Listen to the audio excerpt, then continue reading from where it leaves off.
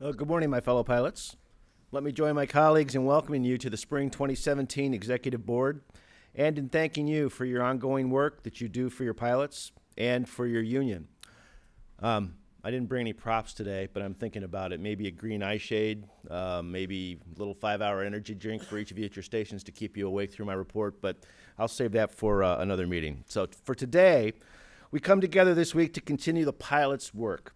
I cannot emphasize enough the amount of trust that our pilots have put in each and every one of you. Our job then is to reinforce that trust with our actions, our decisions, and the responsible management of our pilots' dues dollars. Those of you who have been to a few of these meetings before are well aware of what I'm about to say. ALPA's finances are strong, but I've been in this position for a while, and I can tell you that they haven't always been that way. We've exhibited sound and practical financial planning, and combined with the economic conditions of the airline industry, we've been able to prosper, but we only have control over one of those factors, and that's our financial planning. The economic conditions of the industry, not so much. We don't know when the current cycle will take a downturn, or quite frankly, if it will, but while it's up, though, it's our responsibility to our pilots for today and tomorrow to make sure that we put ourselves in the best possible position for the future. We must continue our responsible actions for the past 5 years. We must continue to exhibit sound financial planning, and we must continue to make every decision with this in mind. It's our pilots' money. It's not ours. They trust us with it, and it's up to us to manage it responsibly. Now, let's take a look at the results. A review of ALPA's preliminary consolidated income reveals that our organization ended 2016 with a surplus of $31.6 million on $177 million in income. As I'll discuss later, the surplus provided us with a prime opportunity to invest in our union and recapitalize some very important assets. Here's a more illustrated summation of our preliminary revenue for last year as it compares with our expenditures. And you can see the more detailed breakout of what we've earned and how much we've spent on behalf of our pilots. As we look at the figures for the first 2 months of 2017, ALPA continues to trend positive. We posted a year-to-date surplus of more than $15.4 million as of the end of February, which is typical in the first quarter of each year related to the receipt of dues on profit-sharing payments. For the first quarter last year, by comparison, the year-to-date surplus totaled $13.5 million. Again, we see the breakout of consolidated revenue versus expenses, this time for the first 2 months of 2017. Year-to-date revenues totaled $34 million compared to $28 million for the first 2 months last year. ALPA's overall budget included a projected dues income of $163 million for 2017, a nearly $20 million increase over 2016. This is attributable to the addition of Frontier to ALPA, welcome again, Tracy, as well as recently passed TAs on multiple properties, including FedEx, United, and Delta. To give you a bit more of an apples-to-apples comparison, here's our balance sheet as of February 28, 2017, compared to the same date from last year. Both total assets and total liabilities have increased, but the most important part is that our net assets have increased from $41.2 million to $73.8 million. That's an increase of 79% over February 2016 figures. ALPA's Administrative and Support Account, or A&S account, funds the largest portion of anticipated expenditures, currently at 58% of dues income. And like many of the other figures I've highlighted, I'm pleased to report that 2017 results thus far continue to exceed our expectations with a year-to-date surplus of $12.7 million.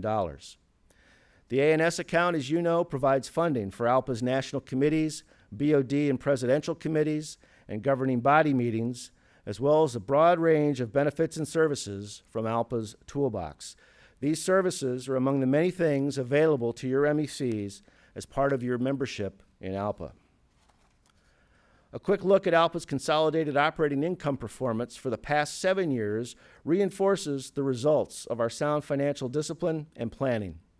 2016 was certainly a good year financially for your union, and I'll discuss later just how we're using our pilots' growing dues dollars responsibly. Here we see the actual and projected dues from 2002 through 2016. As you can clearly see, every year from 2009 through today, our actual dues revenue is higher than our budgeted dues revenue, which has provided us a significant opportunity to strengthen ALPA and position it for the future. ALPA's Operating Contingency Fund, or OCF, is one of our most strategic resources. The OCF is a sinking fund with surpluses carried forward into subsequent years. It's divided into three separate sub-funds: the Special Projects Fund, the Contingency Fund, and the Operating Fund. As you can see in this slide, we've been steadily rebuilding the OCF since 2008, when it was, if you'll recall, essentially broke. But today, the OCF's health has been restored, and it continues to serve as a vital source of supplemental funds for the MECs that need it. Thanks to your adherence to fiscal discipline, the OCF balance extends to more than $19 million by February of 28. As you can see, the Contingency Fund represents the largest portion of the OCF, and I'll have more on the OCF balance and what we do with it later in my report. Our Operating Fund and Contingency Fund provide supplemental funding to eligible MECs for expenses related to contract negotiations and other extraordinary circumstances as outlined in Section 60 of ALPA's Admin Manual. For the first 2 months of 2017, Operating Fund expenditures totaled roughly $170,000, with a $3.2 million in potential grants that are committed for the year. There have been no MECs, however, in the Contingency Fund for the past 2 Executive Council quarterly funding meetings. Our most visible strategic asset is, of course, our major contingency fund, or war chest. Last year, for the first time in a decade, we saw an increase in our MCF value, and that's a direct result of both our financial position and the priority we have placed upon rebuilding the fund. We are making efforts to strengthen and fortify the MCF, and we must continue to do so. 2 years ago, your union started recapitalizing the MCF by allocating money from dues income. $500,000 of that is the off-the-top allocation from dues every year, with the remaining amount being budgeted annually from anticipated surpluses in the A&S account. Other efforts to rebuild the MCF include the following: all organizing activities, including bringing Air Georgian into ALPA, and the current efforts with WestJet and others are now funded entirely by the A&S account. Improved allocation and spending guidelines are in place for MCF requests to facilitate effective and efficient budgeting. 100% of the premium payments for Kitty Hawk, our wholly owned captive insurance company, now come from the A&S account instead of the MCF, and will continue to do so. Here's the latest MCF picture, and as you can see, the balance stands at $47 million, with 4 pilot groups having active allocations. Our expenditures thus far this year total $361,000 out of the MCF. And the MCF is an important strategic asset for the pilot group to have at its disposal. MECs don't have to use all of their allocation, or even any of it, but just having that money available is a powerful weapon and sends a strong message to management. That's one of the important things about the MCF and why we must continue to invest in it. In keeping with that strategic direction from our BOD, you have before you an agenda item that recommends a transfer of $7 million from the OCF to the MCF. The Executive Council unanimously recommends that the Executive Board approve that transfer at this meeting. Now, I've mentioned a few times that we've made smart and sound decisions with the dues surplus we saw last year and in previous years, and we just discussed the importance of the MCF. As such, at the Executive Board's direction, $9 million of the anticipated 2017 A&S account surplus has been earmarked this year to be split between recapitalization efforts for the MCF and for Kitty Hawk. So, combined with the annual $500,000 contribution, the MCF will receive $5 million this year, while $4.5 million will be transferred to Kitty Hawk to increase its ability to cover our $10 million deductible.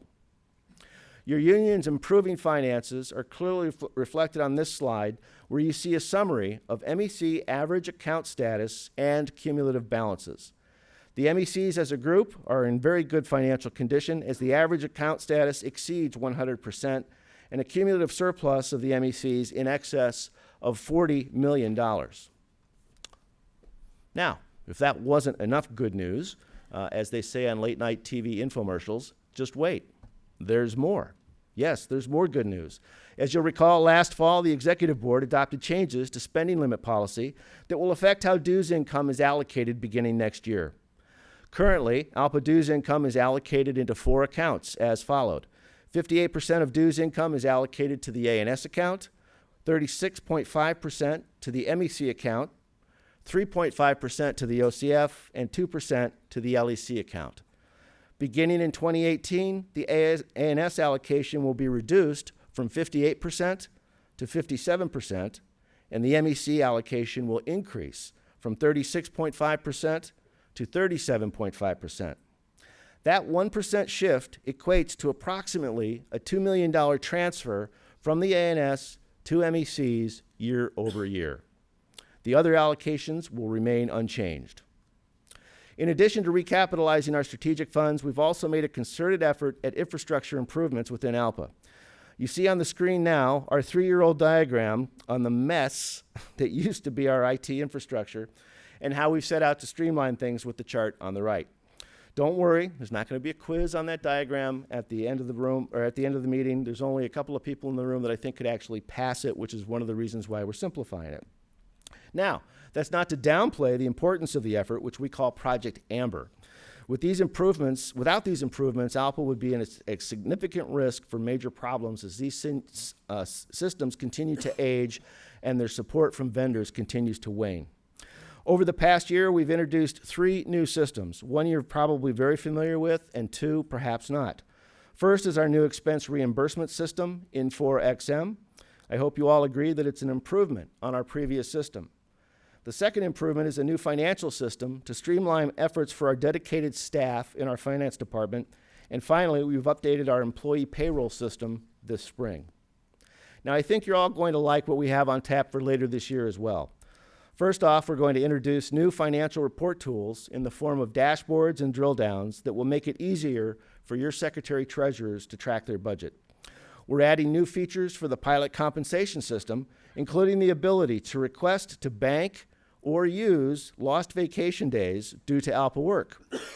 That's right, no more paper forms. We're done with that for that project. As there will be an enhancement also to the membership system, making it easier to get information about your pilots that you need. Now, as I reported last year to this board, ALPA has started a series of online e-learning modules designed to help our volunteers do their job. We're seeing an increase in volunteer turnover at our MECs, particularly in the fee for departure space, where pilots are flowing through and attriting at increased rates. Especially for secretary-treasurers, you need training immediately in your positions, and it's not a good idea to wait necessarily for the next in-person conference. Now, we're still going to do those conferences one-on-one or live and in person, but in the meantime, we're introducing a training module for new volunteers, as well as one that's on budgeting for secretary-treasurers to be able to access. And we'll also continue to roll out additional online training modules for our secretary-treasurers, starting with the next one on spending policy.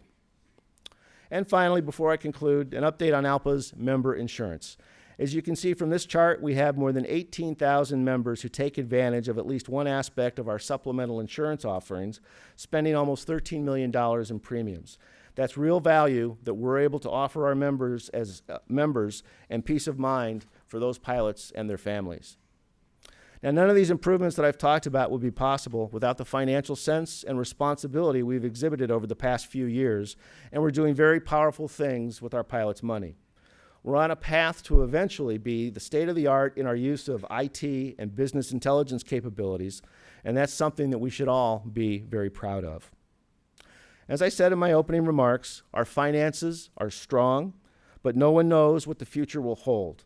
We're in an upcycle in the industry, and currently our economic experts are now predicting that it will level off eventually, but even then, we have variables that we need to consider.